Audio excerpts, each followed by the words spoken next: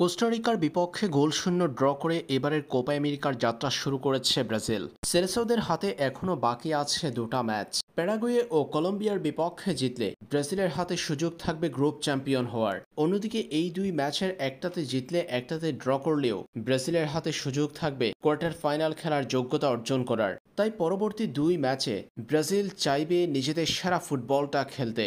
প্রথম ম্যাচে কোস্টারিকার বিপক্ষে যে একাদশ নিয়ে মাঠে নেমেছে ব্রাজিল, প্যারাগুয়ের বিপক্ষে সেই একাদশে পরিবর্তন আনতে পারেন ডরিভাল জুনিয়র, যে পরিবর্তন এখন প্রয়োজনীয় হয়ে দাঁড়িয়েছে ব্রাজিল ফুটবলকে বাঁচানোর জন্য। আগামীকাল ২৯ জুন বাংলাদেশ সময় সকাল ৭টায় ব্রাজিল মাঠে নামবে প্যারাগুয়ের বিপক্ষে।